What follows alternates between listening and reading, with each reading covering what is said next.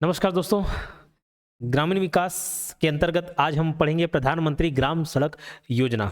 ठीक, और जिसको कोर्स में देख रहे होंगे बहुत अच्छी बात है, और जो इसको यूट्यूब पर एज ए डेमो देख रहे हैं वो चाहे तो हमारा कोर्स परचेस कर सकते हैं। कोर्स रिलेटेड बाजू में जानकारी आपको दिख जा रही होगी, एडियो से रिलेटेड। हमारा ऐप डाउनलोड कर सकते हो योगेंद्र साहू क्लासेस नाम से। गूगल प्ले स्टोर में जाएंगे, ऐप मिल जाएगा और वहाँ से डायरेक्ट परचेस कर सकते हो, या फिर आप इस नंबर पर कांटेक्ट कर सकते हैं 8770123687। जितनी भी पढ़ाई कराई जा रही है ऑफिशियल डेटा हम देखते हैं, ऑफिशियल वेबसाइट से पीडीएफ निकाल के कंपेयर करते हैं कि कहीं कोई चूक तो नहीं हो जा रही है, क्योंकि बहुत सारी किताबों में मिस्टेक मिलेगा, अलग अलग टीचर अलग अलग डेटा पढ़ाते हैं, तो हम उसका बाकायदा अच्छे से ध्यान रखते हैं कि कोई भी गलत जानकारी अब तक ना पहुंचे। ठीक है, तो आज का हमारा टॉपिक रहेगा, अगर कोर्स खरीदना है इस नंबर पर जानकारी ले सकते हैं। चलिए सीधे पढ़ाई पर आते हैं। प्रधानमंत्री ग्राम सड़क योजना, प्रधानमंत्री ग्राम सड़क योजना। अब देखिए इसके बारे में मैं थोड़ा सा एक इंट्रोडक्शन देता हूं आपको समझाने के लिए। टॉपिक का नाम है हमारा प्रधानमंत्री ग्राम सड़क योजना।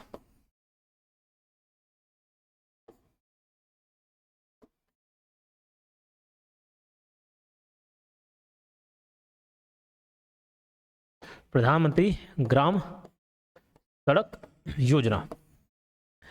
सबसे पहली बात जो आपको ध्यान रखनी है, ये योजना की शुरुआत कब हुई, तो ध्यान रखेंगे 25 दिसंबर 2000, क्रिसमस डे 25 दिसंबर 2000 को ये योजना की शुरुआत हुई। अटल बिहारी वाजपेयी जी उस समय प्रधानमंत्री थे। ठीक, तो 25 दिसंबर 2000 को इसकी शुरुआत हुई। और ध्यान रखेंगे ये एक केंद्रीय प्रायोजित योजना थी। कैसी योजना थी? केंद्रीय प्रायोजित योजना, सेंट्रल स्पॉन्सर्ड स्कीम। सेंटर के द्वारा, सेंट्रल यानी कि केंद्र सरकार द्वारा स्पॉन्सर्ड थी ये स्कीम। स्पॉन्सर्ड कहने का तात्पर्य पूरा पैसा कौन देती? केंद्र सरकार। लेकिन ये शुरुआत में ऐसा था केंद्रीय प्रायोजित योजना। आगे चल के इसका रेशियो चेंज हो जाता है। ठीक है, ये 100% 0% था, फिर ये 75-25 होता है, 60-40 होता है, 70-30 होता है। तो ये सब हम अभी डिटेल में पढ़ेंगे। फिलहाल हम क्या देख रहे हैं, प्रधानमंत्री ग्राम सड़क योजना, इसकी शुरुआत 25 दिसंबर 2000 को हुई। ये एक केंद्रीय प्रायोजित योजना थी और इसका उद्देश्य क्या था? इसका उद्देश्य था ऑल वेदर कनेक्टिविटी। अंग्रेजी में भी ऐसे ही और हिंदी में भी ऐसी, ऑल वेदर कनेक्टिविटी स्थापित करना। बोले सर ये क्या है ऑल वेदर कनेक्टिविटी? देखिए यहाँ पे कनेक्टिविटी, ऑल वेदर कनेक्टिविटी, यहाँ पे आप टाइटल से ही समझ जाएंगे ये योजना किसके लिए लाई गई होगी। प्रधानमंत्री ग्राम सड़क योजना, यानी कि ग्रामीण क्षेत्रों में ऑल वेदर कनेक्टिविटी स्थापना करना। कहाँ? ग्रामीण क्षेत्रों में, यानी कि ऐसे रोड बनाना जो पूरे 12 महीने हर मौसम में चले। ऐसा नहीं कि बरसात हो रहा है तो रोड चलने लायक ही नहीं बच गया, गड्ढे हैं उसमें, लो क्वालिटी का रोड, ऐसा नहीं। ऐसा रोड का निर्माण करना जो 12 महीने चल सके। समझ रही बात? ऐसे रोड का निर्माण करना जो 12 महीने चल सके। और कहाँ? ग्रामीण क्षेत्र में। कहाँ? ग्रामीण क्षेत्र में। तो प्रधानमंत्री ग्राम सड़क योजना नाम से क्लियर है, गांव में सड़क बनाने की योजना है। गांव में सड़क बनाने की योजना है। 25 दिसंबर 2000 को शुरुआत हुई। केंद्रीय प्रायोजित योजना थी, सेंट्रल स्पॉन्सर्ड स्कीम।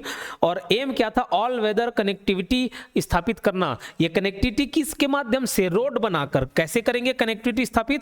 रोड बनाकर करेंगे। समझ आ रही बात? ठीक, तो चलिए बात करते हैं इसके प्रमुख लक्षण या उद्देश्य की। एम या ऑब्जेक्टिव क्या था, इसका उद्देश्य क्या था, ऑब्जेक्टिव क्या था, उस पर हम बात करते हैं। तो पहला ऑब्जेक्टिव तो यही था कि निर्माण करना। किसका निर्माण करना? सड़कों का। कहाँ? ग्रामीण क्षेत्रों में। ठीक, तो पहला उद्देश्य तो यही था कि ग्रामीण क्षेत्रों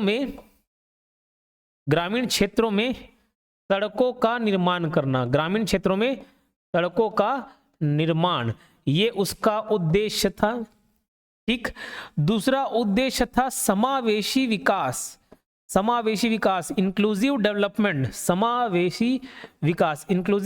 ये नोट्स में हम देखेंगे ये सब बातों को, बस एक इंट्रोडक्शन दे रहा हूं, फिर हम वापस नोट्स में आएंगे। समावेशी विकास, इंक्लूसिव डेवलपमेंट का मतलब होता है कि सभी चीज को मिलाकर हम आगे बढ़े, सबको लेकर चले। इंक्लूसिव डेवलपमेंट कहने तात्पर्य है, अगर रोड बनेगा तो केवल ट्रांसपोर्टेशन अच्छा नहीं होगा, आपका कृषि क्षेत्र में भी विकास होगा, आपके स्वास्थ्य में भी विकास होगा, स्वास्थ्य वाले क्षेत्र में, शिक्षा के क्षेत्र में भी विकास होगा, रोजगार के साधन भी बढ़ेंगे, सब चीज़। बोले सर ये कैसे पॉसिबल है? मान के चलिए कि आपका तबीयत खराब हो जाता है और आप हॉस्पिटल जाना चाहते हैं, लेकिन आपके घर से हॉस्पिटल के लिए कोई रोड ही नहीं है।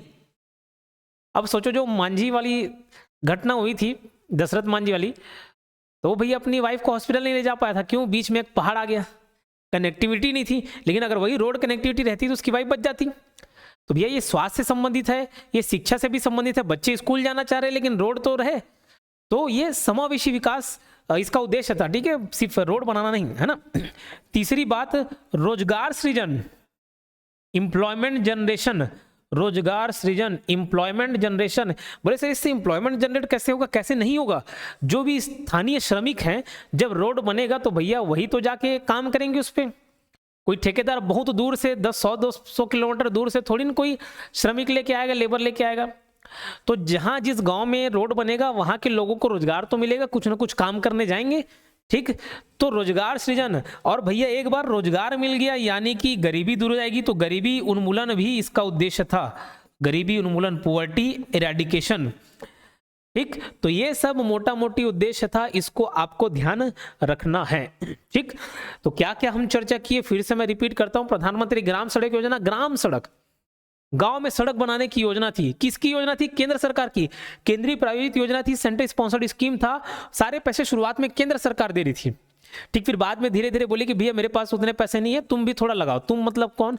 राज्य सरकार, ठीक। तो उसको देखेंगे कितना कितना हिस्सा ली। कब चालू हुआ? 25 दिसंबर 2000 को चालू हुआ। उद्देश्य क्या था? ऑल वेदर कनेक्टिविटी स्थापित करना। ऑल वेदर कनेक्टिविटी मतलब कनेक्टिविटी कैसे? रोड बनाकर, ठीक। इसको 12 मासी आप बोल सकते हो ना।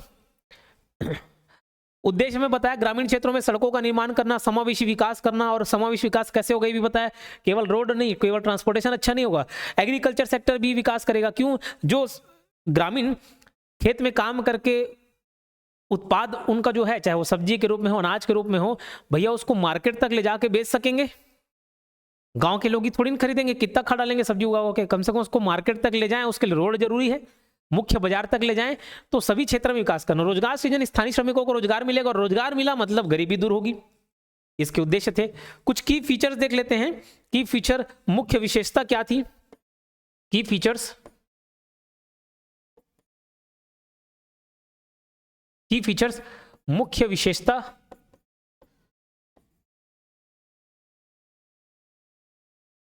पहली बात तो यही, लक्ष्य क्या था ये देखेंगे। लक्ष्य ये था कि सड़कें बनाना, और सड़कें बनाने मतलब कैसे? तो देखो ऐसे गांव में अगर नॉर्मल मैदानी क्षेत्र है ना, लक्ष्य क्या था? तो देखो अगर मैदानी क्षेत्र है, मैदानी राज्य, मैदानी क्षेत्र है,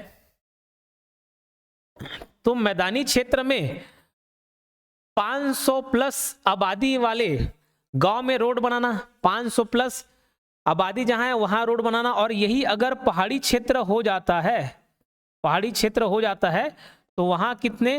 250 प्लस अगर आबादी है, तो वैसे जगह, वैसे गांव में क्या बनाना? रोड बनाना, ये उसका उद्देश्य था, ठीक। तो 500 प्लस और 250 प्लस ये ध्यान रखेंगे, ठीक है। 500 कहाँ? मैदानी क्षेत्रों में, और 250 कहाँ? पहाड़ी क्षेत्रों में। पहाड़ी क्षेत्र हो गए जैसे हिमालय क्षेत्र, उसको हिमालय राज्य भी बोल सकते हैं, जम्मू कश्मीर हो गया, उत्तराखंड हो गया, ये सब रोड। तो ये थी बात लक्ष्य की, ठीक है। अब बात करते हैं हिस्सेदारी की, ठीक। हिस्सेदारी, हिस्सेदारी किसकी? केंद्र सरकार और राज्य सरकार की, ठीक। तो अब ये देखो बहुत सारी किताबों में आप 60, 40 और 90-10 का रेशो पढ़ेंगे।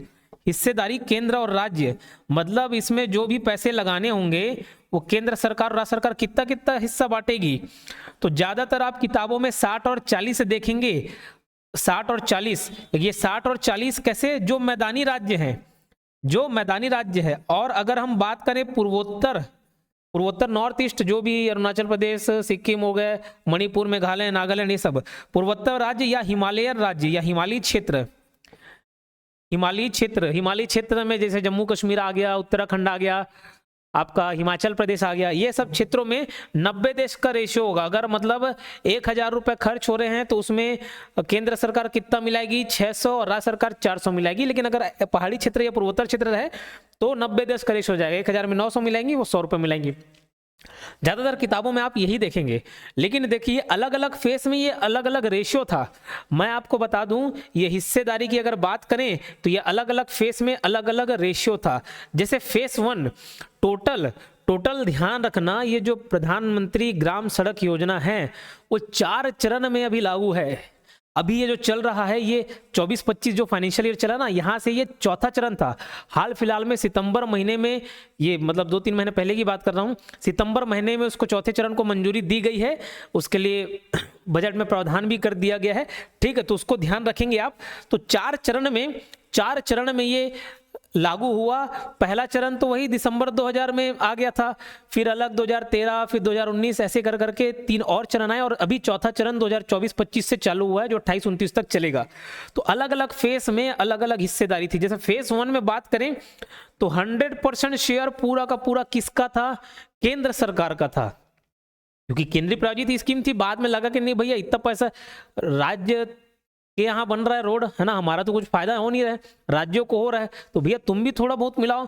तो फेज 2 में ये सिनेरियो चेंज हो गया। फेज 2 में ये सिनेरियो 75-25 का हो गया था। ठीक है, कितना? 75-25 का रेशियो हो गया। ठीक है, उसके बाद फेज 3 की बात करें तो ये रेशियो था 60-40 और 90-10 वाला पूर्वोत्तर हिमालय में, है ना। और अभी फेज 4 में क्या है उसकी स्थिति भी मैं आपको क्लियर करूंगा आगे चलकर। तो ये हिस्सेदारी थी। ठीक सर, तो फिर याद क्या करना, इतना सारा बता दिए हो, अभी याद ये करना है 60-40 90-10 अभी के लिए, अभी फिलहाल के लिए ये याद करना है। फेज 4 में क्या डिटेल है वो भी मैं आपको बताते चलूंगा। ठीक है, तो की फीचर देख लिए, लक्ष्य क्या है, हिस्सेदारी कितनी है, ये सब हम बात किए। तीसरा ऑल वेदर कनेक्टिविटी की मैं बात किया था। ऑल वेदर कनेक्टिविटी, तो भैया ऐसे रोड बनाना, इसको हिंदी में भी वैसे ही लिख सकते हैं, ऑल वेदर कनेक्टिविटी। ऐसे रोड बनाना जो हर महीने चले, ऐसा नहीं गड्ढा है एक बार बना दिए फिर वो कोई देखने वाला नहीं है, ऐसे रोड बनाना जो हर मौसम को झेल सके। बरसात हो रहा है तो सारा रोड ही उखड़ गया, ऐसा नहीं कीचड़ कीचड़ हो गया।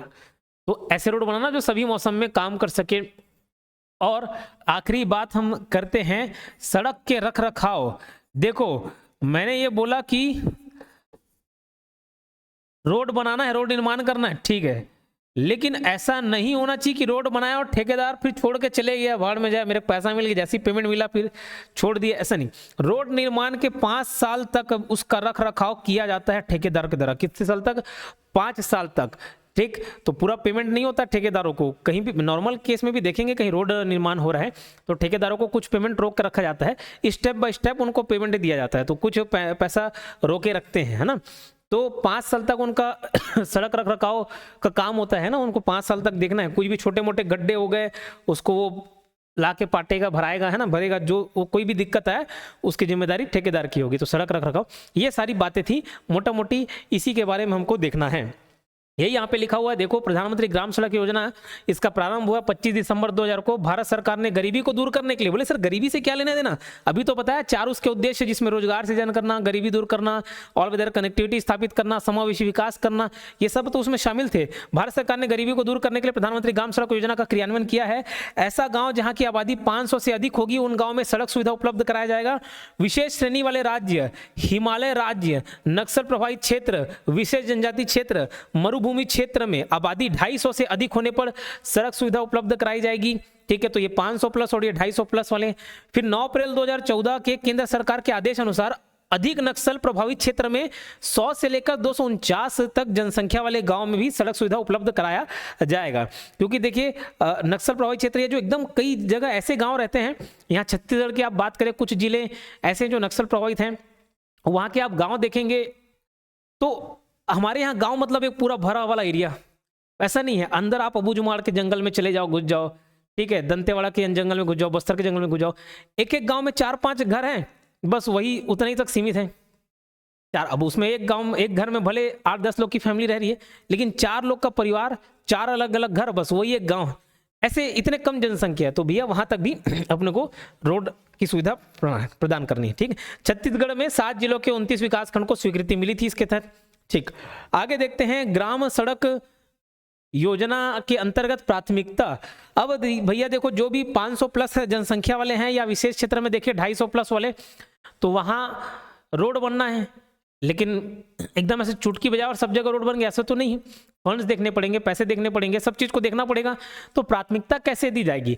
तो प्राथमिकता 3 मुख्य चरण है प्राथमिकता देने के। पॉपुलेशन साइज मुख्य है, पॉपुलेशन साइज मतलब जनसंख्या को देखते हुए प्राथमिकता दी जाएगी। तो जहां 1000+ जनसंख्या है वहां पहली प्राथमिकता मिलेगी। फिर 500 से 999 जहां की जनसंख्या उसको प्राथमिकता मिलेगी। फिर 250 से 499 तक मतलब 500 से नीचे, तो ऐसे प्राथमिकता मिलेगी, पहले दूसरे तीसरे। तो इस प्राथमिकता को आप ध्यान रखेंगे। अब ध्यान देते हैं सड़कों की स्वीकृति की प्रक्रिया। तो ये देखो, ये सड़कों की स्वीकृति की प्रक्रिया, ये कैसे स्वीकृति मिलती है? कोई ऐसा नहीं कि कोई एक कौन व्यक्ति आएगा और बोलेगा कि हाँ रोड निर्माण होना चाहिए। उसी सारी एजेंसियों को, उसी सारी इकाइयों को हम अभी पढ़ेंगे। तो प्राथमिकता के निर्धारण के पश्चात जिला परियोजना क्रियान्वयन इकाई, इसको ध्यान रखेंगे। पहला फैक्टर ये आएगा, जिला परियोजना क्रियान्वयन इकाई क्षेत्रों का चयन के पश्चात किसको भेजती है? जिला पंचायत को भेजती है। किसको भेजती है? जिला पंचायत को। फिर जिला पंचायत जब अप्रूवल दे देता है तब छत्तीसगढ़ ग्रामीण सड़क विकास अभिकरण, छत्तीसगढ़, ये हम छत्तीसगढ़ की बात कर रहे हैं, ठीक है। अगर कोई दूसरा राज्य होगा तो राज्य चेंज हो जाएगा। ग्रामीण सड़क विकास अभिकरण के पास भेजता है। 3 चरण हो गए। पहला कौन आया? जिला परियोजना क्रियान्वयन इकाई। दूसरा कौन आया? जिला पंचायत। ये अप्रूवल देता है, कहाँ जाता है? छत्तीसगढ़ ग्रामीण सड़क विकास अभिकरण के पास जाता है। फिर छत्तीसगढ़ ग्रामीण सड़क विकास अभिकरण राज्य स्तर की समिति के पास भेजता है।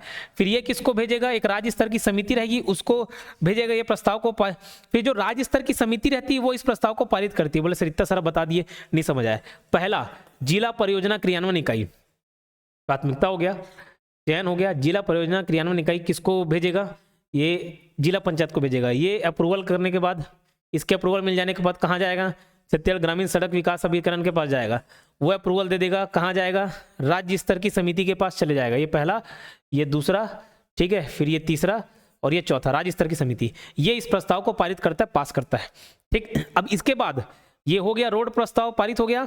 उसके बाद राज्य स्तरीय स्थायी समिति के अनुमोदन पश्चात जिला परियोजना क्रियान्वयन इकाई सड़कों का सर्वेक्षण करके विस्तृत परियोजना प्रतिवेदन तैयार करती है, एक रिपोर्ट तैयार करती है। ये अप्रूवल मिल गया रोड का। उसके बाद फिर क्या स्थिति होती है? देखें, राज्य स्तरीय समिति स्थायी समिति के, राज्य स्तरीय स्थायी समिति के अनुमोदन पश्चात, मतलब ये जो यहाँ पे अनुमोदन मिल गया, इसके पश्चात क्या होता है? जिला परियोजना क्रियान्वयन इकाई सड़कों का सर्वेक्षण करती है और विस्तृत परियोजना प्रतिवेदन तैयार करती है। बोले सर किस टाइप का रिपोर्ट रहता है? वो रिपोर्ट ये रहता है कि रोड निर्माण करने के लिए क्या क्या चैलेंजेस हमको फेस करने पड़ेंगे, कोई पेड़ काटना पड़ेगा क्या, पोल शिफ्टिंग करना पड़ेगा क्या, और कोई चैलेंजेस देखने पड़ेंगे क्या, वो सब रिपोर्ट में होता है। और ये तैयार करके किसको भेजती है? राज्य तकनीकी एजेंसीज को, टेक्निकल एजेंसीज बुलाता है, टेक्निकल एजेंसीज को भेजती है और टेक्निकल एजेंसी फिर इसको अप्रूवल देता है, ठीक है, एक अप्रूवल देता है। फिर राज्य तकनीकी एजेंसी से एनओसी प्राप्त करके स्वीकृति के लिए भारत सरकार को भेजा जाता है। मतलब ये केंद्र स्तर पर ये बात पहुंच जाती है। फिर केंद्र स्तर फाइनल इसको अप्रूवल देता है। केंद्र स्तर पर समिति से परमिशन के पश्चात सड़क निर्माण के लिए टेंडर जारी कर दिया जाता है, ठीक है। उसके बाद टेंडर जारी कर दिया जाता है। उस टेंडर में फिर कॉन्ट्रैक्टर लोग आते हैं, अपना रेट डालेंगे, बिलो अबो, मतलब मैं इस काम को इतने में लेना चाहता हूँ, 2% बिलो में, 2% अबो में, ठीक। अब उसको छोड़ो, जितना % बिलो अबो ये क्या है उसको बाद में देख लेंगे। केंद्र स्तर पर समिति से परमिशन के पश्चात सड़क निर्माण के लिए टेंडर जारी कर दिया जाता है। स्वीकृति के पश्चात छत्तीसगढ़ ग्रामीण सड़क विकास अभियान द्वारा ऑनलाइन निविदा आमंत्रित कर ठेकेदारों की नियुक्ति की जाती है, ठीक। तो ये प्रोसेस को देखना, एक बार रीड मार लेना, उतना टेंशन लेने की जरूरत नहीं है, याद हुआ नहीं हुआ। अब निर्मित सड़कों के रखरखाव की व्यवस्था देखते हैं। तो निर्माण होने के 5 साल तक सड़क का रखरखाव अनुबंधित ठेकेदार द्वारा किया जाता है। जो कॉन्ट्रैक्टेड कॉन्ट्रैक्टर है वो 5 साल तक उसका सड़क का रखरखाव करता है, इसलिए उसको पूरा पेमेंट नहीं किया जाता है, रोक के रखते हैं। 5 साल से अधिक होने पर सड़कों का नवीनीकरण कौन करेगी? छत्तीसगढ़ ग्रामीण विकास अभिकरण द्वारा किया जाएगा। और देखिए एक ऐप है, उसका ध्यान रखेंगे। 2 ऐप इस संबंध में पढ़ना है, एक ई मार्ग ऐप और यहाँ पे मेरी सड़क ऐप, ये 2 ऐप के बारे में पढ़ेंगे। ग्रामीण विकास मंत्रालय द्वारा ई मार्ग ऐप का निर्माण किया गया है, मतलब केंद्र सरकार द्वारा बनाया गया ऐप है, जिससे सड़कों की देखरेख तथा ठेकेदारों को पेमेंट किया जाता है। तो इसके बारे में याद रखेंगे। योजना में केंद्र तथा राज्य की भागीदारी, सामान्य राज्य 60-40 और पूर्वोत्तर या हिमालय राज्य 90-10 का रेशियो।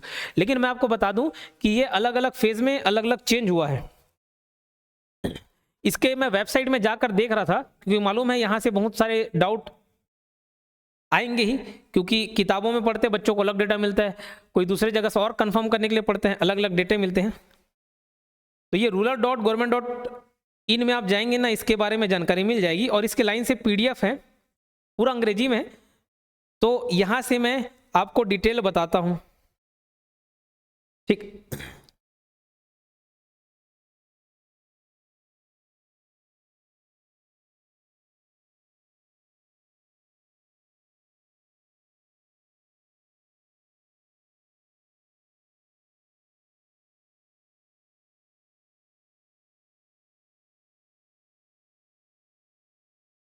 साइट ओपन हो नहीं रहा है।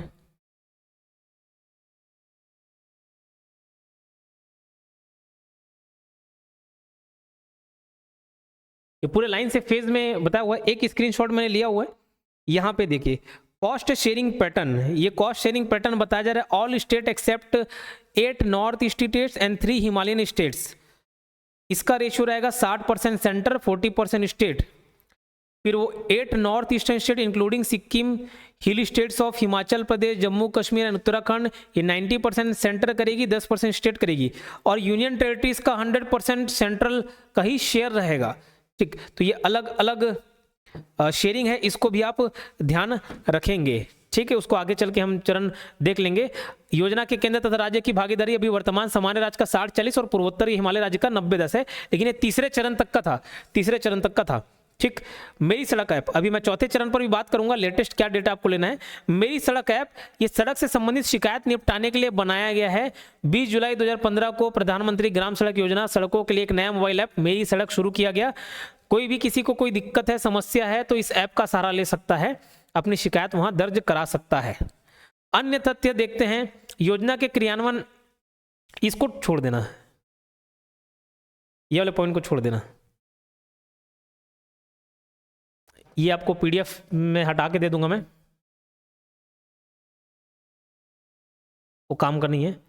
प्रधानमंत्री ग्राम सड़क योजना के चरण, 3 चरण, और अभी तो चौथा चरण भी है, हटाने बोला था आपको। 3 चरण, पहला दिसंबर 2000। लक्ष्य क्या था, इसको पढ़ना जरूरी है। मैदानी क्षेत्रों में 500 प्लस जनसंख्या और पहाड़ी और दुर्गम क्षेत्रों में 250 प्लस जनसंख्या वाले असंबद्ध गांवों को ऑल वेदर सड़कों से जोड़ना। प्रमुख बिंदु क्या था, 100% केंद्र प्रायोजित योजना के रूप में ये शुरू हुआ था। ग्रामीण क्षेत्रों के सामाजिक आर्थिक विकास को बढ़ावा देना इसका उद्देश्य था। और ध्यान रखेंगे 1,35,436 बस्तियों को जोड़ने और 3.66 लाख किलोमीटर सड़कों का उन्नयन का लक्ष्य रखा गया था। ये पहले चरण में, दिसंबर 2000 में चालू हुआ। दूसरा चरण हुआ मई 2013 में। लक्ष्य क्या था, पहले से निर्मित ग्रामीण सड़कों का उन्नयन करना, उसको रेनोवेट करना, सुदृढ़ीकरण करना, विशेषकर आर्थिक महत्व की सड़कों का। और प्रमुख बिंदु क्या था, 50,000 किलोमीटर सड़कों के उन्नयन का लक्ष्य रखा गया था। फिर बात करते हैं वित्तीय हिस्सेदारी की, तो समान राज्यों में केंद्र 75% और राज्य 25%, और पहाड़ी हो गया, रेगिस्तानी हो गया, अनुसूचित 5 में जो क्षेत्र आते वो हो गया, नक्सल प्रभावित जिलों में केंद्र 90% और राज्य 10% की हिस्सेदारी रखेगी। लेकिन ये हमको ये शेयर फिलहाल अभी नहीं याद रखना है। प्रधानमंत्री ग्राम सड़क योजना तीसरा जो फेज था जुलाई 2019 से चालू हुआ, इसका लक्ष्य रखा गया था ग्रामीण कृषि बाजारों को और उच्चतर माध्यमिक विद्यालयों को और अस्पतालों को प्रमुख ग्रामीण सड़कों से जोड़ना। मतलब केवल रोड बनाना नहीं, उस रोड की कनेक्टिविटी कहाँ तक फैलाना, स्कूल तक, मार्केट तक, हॉस्पिटल तक, ठीक है। ये देखो स्कूल तक, हॉस्पिटल तक और मार्केट तक, इनको जोड़ना था। प्रमुख बिंदु क्या है, तो 1,25,000 किलोमीटर सड़कों के निर्माण का लक्ष्य रखा गया था। कार्य अवधि 2019-20 से लेकर, मतलब ये फाइनेंशियल ईयर है, 2024-25 तक। और वित्तीय हिस्सेदारी इसमें कितनी थी, समान राज्यों में केंद्र का 60% और राज्य का 40%, उत्तर पूर्वी और हिमालयी राज्यों में केंद्र 90% और राज्य 10%। अभी हाल फिलहाल में चौथा फेज लागू हुआ। हाल ही में केंद्रीय मंत्रिमंडल ने प्रधानमंत्री ग्राम सड़क योजना के चौथे चरण का क्रियान्वयन को मंजूरी दी है सितंबर में। बता दें कि वित्त मंत्री निर्मला सीतारमण ने अपने बजट भाषण 2024-25 में प्रधानमंत्री ग्राम सड़क चौथी योजना की घोषणा की थी। अब देखो ये चौथे चरण के बारे में हम थोड़ा डिटेल देख लेते हैं। यह योजना 25,000 ग्रामीण बस्तियों को सभी मौसम में ऑल वेदर कनेक्टिविटी प्रदान करने के लिए शुरू किया गया है। इस योजना के तहत 62,500 किलोमीटर नई सड़कें एवं पुलों का निर्माण किया जाएगा। पुल का भी निर्माण करना है। आप देखेंगे जैसे सड़क जा रही है लेकिन बीच में कोई नदी है। अब ऐसा रोड है जिसमें नदी ऊपर से बह रही है, ठीक, तो फिर वो ऑल वेदर कनेक्टिविटी नहीं रह जाती। तो उसको कनेक्टिविटी कैसे बिठाएंगे, उसमें कुछ ब्रिज बना देना, पुल का निर्माण करना, ठीक है। तो इस योजना के तहत 62,500 किलोमीटर नई सड़कें पुलों का निर्माण किया जाएगा। इस योजना के लिए वित्त 2024-25 से 28-29 तक 70,125 करोड़ रुपए के प्रस्ताव को मंजूरी दी गई है, ठीक है, कि प्रस्ताव को मंजूरी दी गई है। साथ ही इस योजना में, उसको काट देना परिव्यय जो लिखा हुआ है, साथ ही इस योजना में 70,125 करोड़ रुपए की परिव्यय में, मतलब इतने खर्चे में केंद्र का हिस्सा कितना है, मतलब मोटा मोटी 70,000 करोड़ में 49 केंद्र द्वारा और राज्य द्वारा 21,000 करोड़ रुपए देंगे। अब मैं बता दूं, इससे संबंधित जितने भी मैंने पीडीएफ देखे, वेबसाइट में जानकारी हासिल करने की कोशिश की, अलग से शेयर नहीं बताया हुआ, अलग से शेयर मुझे नहीं मिला स्पष्ट कितना क्या शेयर होगा। लेकिन अगर आप इसका परसेंटेज निकालेंगे तो ये 70% सेंटर कर रहा है और 30% स्टेट यहाँ पे शेयरिंग है। 70,000 करोड़ में 49 और 21, तो ऐसे ओवरऑल बजट आपको बता दिया गया, अलग से शेयरिंग नहीं बताया गया। बट इन फ्यूचर अगर उससे रिलेटेड कोई जानकारी मिलेंगी तो मैं अपडेट कर दूंगा आपको, ठीक है, उसके लिए निश्चिंत रहिएगा। ठीक, इस योजना में जनगणना 2011 के अनुसार निम्नलिखित प्रकार से ग्रामीण बस्तियों को शामिल किया गया है। मैदानी क्षेत्रों में 500 से अधिक जनसंख्या वाली 25,000 ग्रामीण बस्तियां, पूर्वोत्तर पहाड़ी राज्य, केंद्र शासित प्रदेशों और विशेष श्रेणी के क्षेत्रों में 250 से अधिक ग्रामीण बस्तियां, साथ ही वामपंथी उग्रवाद LWE से प्रभावित जिलों में 100 से अधिक जनसंख्या वाली ग्रामीण बस्तियां शामिल की गई हैं। क्लियर? चलिए, तो ये आपका प्रधानमंत्री ग्राम सड़क योजना से संबंधित बातें थी। और एक चीज आपको और ध्यान रखना है, ये मत सोचिएगा कि सर इसमें तो कुछ कुछ चीज छूट गए हैं जो किसी किताब में देखा, ऐसे वो किताब के चक्कर में मत पड़िए। फिलहाल जो भी अपडेटेड पॉइंट रहेंगे मैं वो आगे चल के कवर कर दूंगा। जो भी डेटाबेस रहेंगे, यहाँ पूरे डेटाबेस फैक्ट्स इंक्लूड नहीं है, ठीक। जो भी नए डेटा रहेंगे लेटेस्ट, उसके बारे में मैं आपको पढ़ाऊंगा एग्जाम के टाइम में। उसके अलावा इसमें और कोई पॉइंट छूटेगा तो उसको हम आगे चल के भी कवर करेंगे, ठीक। तो उसके लिए निश्चिंत रहिएगा, जितना जितना पढ़ा रहा हूं उतना फिलहाल आपके लिए काफी है। मिलते हैं नेक्स्ट वीडियो में, धन्यवाद।